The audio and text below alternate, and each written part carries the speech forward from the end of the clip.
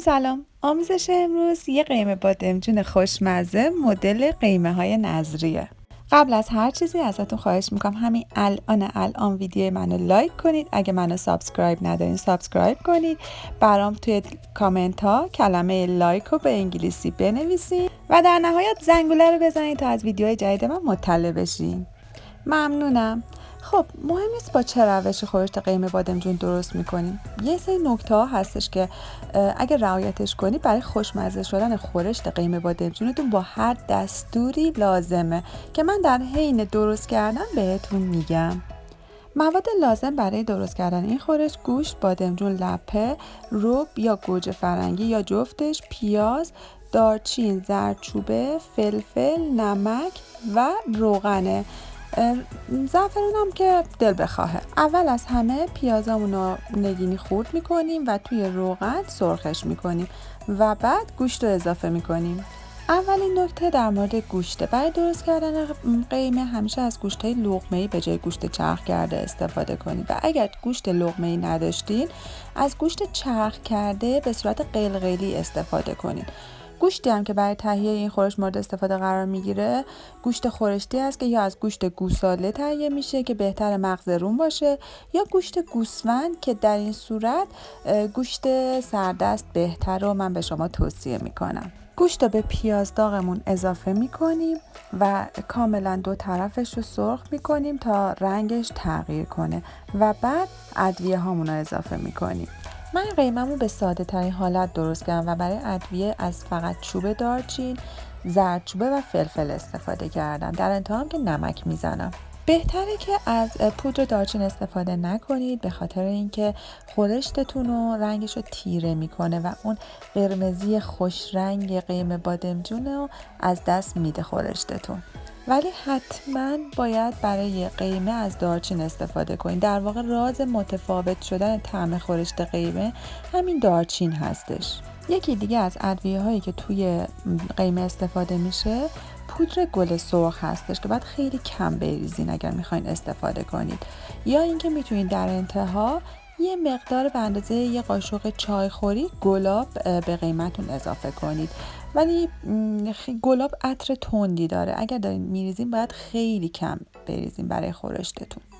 ادویه ها رو که اضافه کردیم با گوشت و پیاز سرخشون میکنیم. همیشه بهتره که زردچوبه و ربتون رو سرخ کنید. اینجوری هم طعم بهتری پیدا میکنن و به غذاتون طعم بهتری میدن، هم رنگ و لعاب بهتری. گوشت که خوب تفت خورد بعد نوبت لپه هست که به گوشت و پیاز اضافه کنیم. لپه هاتون رو حتما از قبل خیس کنید، حداقل نیم ساعت و حداکثر 3 ساعت.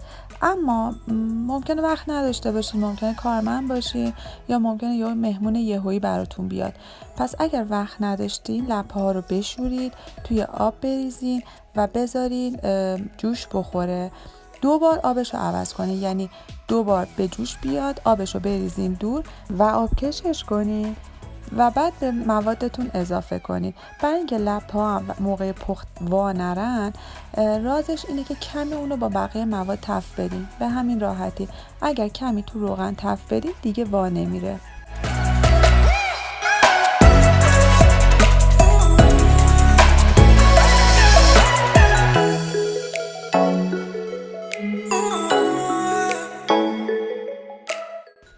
بعد از اینکه لپه هاتون تفت خورد موقع اضافه کردن رب هستش. رب رو حتما سرخش کنید، یعنی وقتی که میریزین باید کمی با مواد تفت بخوره. اگر میتونید جدا توی ظرف دیگه رب رو درست کنید و بعد به این قیمتون اضافه کنید. اگر نه میخواین راحت تر باشه تو مواد بریزین و با مواد تفتش بدین. میتونید در کنار رب 2 تا گوجه تازه رو از وسط نصف کنید و به خورشتتون اضافه کنید که باعث بهتر شدن طعم قیمه میشه. من گوجه نداشتم و اضافه نکردم. برای مهمونیاتون هم میتونید از گوجه گیلاسی برای قشنگ شدن خورشتتون اضافه کنید. اگه گوجه گیلاسی اضافه کردین بهتره که گوجه ها رو نیم ساعت تا 45 دقیقه آخر به خورشتتون اضافه کنید. بعد از اینکه رب خوب تفت خورد، موقع اضافه کردن لیمو عمانیه. لیمو عمانی لپه و گوشت رو یکم دیرپز میکنه، پس اول گوشت و لپه ها رو خوب تفت بدین و در انتها قبل از اضافه کردن آب لیمو عمانی رو به خورشتتون اضافه کنید. من قبلا توی ویدیو قرمه سبزی توضیح دادم که چجوری باید تلخی لیمو عمانی رو بگیریم. یعنی اگر لیمو عمانیتون تلخه، قبلا استفاده کردین دیدین به غذاتون تلخی داده، یه وقت نریزینش دور، میشه کاملا تلخیش رو بگیریم. چجوری؟ اول با چنگال یا چاقو روی لیموها چند تا سوراخ ایجاد کنید، بعد بذارین تو آب سرد برای حدود نیم ساعتی خیس بشه. بعد توی یه ظرفی آب بریزین، لیموها رو توش بذارین و روی گاز بذارین و اجازه بدین که آب به جوش بیادش. بعد از اینکه چند تا جوش خوردش، آب رو کاملا خالی کنید و بعد دوباره ظرف رو با آب سرد پر کنید و یه بار دیگه لیموها رو تو آب بجوشونید. بعد از چند جوش لیموها رو با آب سرد آب بکشین و اون وقت به خورشتتون اضافه کنید. و عزیزان قول میدم بهتون که دیگه خورشت شما طعم تلخ نداره. ما لیمو عمانی رو برای ترشی خورشتمون میریزیم، پس اگر لیمو عمانی نداشتین آب لیمو بریزین تا ترشی خورشتتون میزون باشه.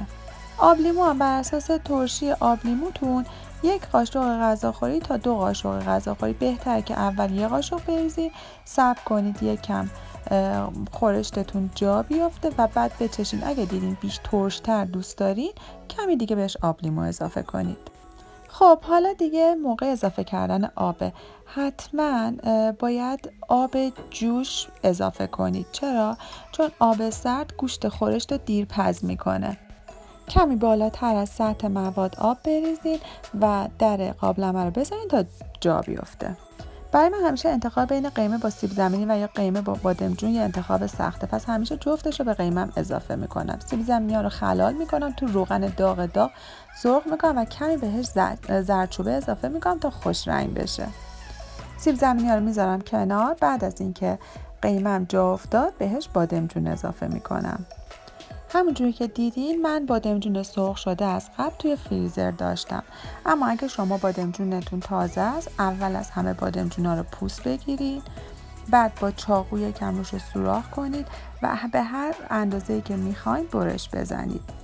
بعد میتونیم یا به مدت 20 دقیقه توی آب نمک بذاریم که بعد آب نمک رو میریزیم و اجازه میدیم بادمجونا خوش بشن، یا اینکه همونطور با نمکتون یا دست یکم نمک روی بادمجونا بزنید که کاملا دور تا دور بادمجونا نمکی بشه و بعد حدودا 20 دقیقه بهش فرصت میدیم. اون آبی که از بادمجون میاد و حتما بریزین دور، اینجوری تلخی بادمجونتون گرفته میشه. اصلا به بادمجونتون نمک خیلی زیاد نزنید که شور میشه، یا اگه احساس کردین نمکتون زیاد هستش قبل از اینکه سرخش کنید با یه دستمال نمدار روی بادمجونا بکشین تا نمک اضافه گرفته بشه. و یه راهی که میخوام بهتون بگم که روغن خیلی کم برای سرخ کردن بادمجون استفاده بشه. بعد از اینکه تلخی بادمجون گرفتین، بادمجونا رو توی مایکروفر حدوداً 2 دقیقه بذارین با درجه زیاد بپزه و بعد این بادمجون رو سرخ کنین و ببینید چقدر روغن کمتر مصرف میشه و اون وقت دعا به جون من کنید که هم هزینه کمتری پرداخت کردین و هم غذای سالمتری خوردین. بادمجونی که اضافه کردین چوب دارچین رو در بیارین و حواستون باشه آب خورشت قیمه بادمجون باید خیلی کم باشه. یعنی وقتی بادمجون رو اضافه میکنین کلا حدود یک لیوان و نیم باید بیشتر آب نداشته باشه. بعد از اضافه کردن بادمجونم نمک رو اضافه کنید و بذارین حدودا 30 دقیقه خورش با حرارت کم جوش بخوره تا جا بیفته. اگر خواستین گوجه گیلاسی اضافه کنید قبل از این 30 دقیقه بعد به خورشتتون گوجه گیلاسی ها رو اضافه کنید.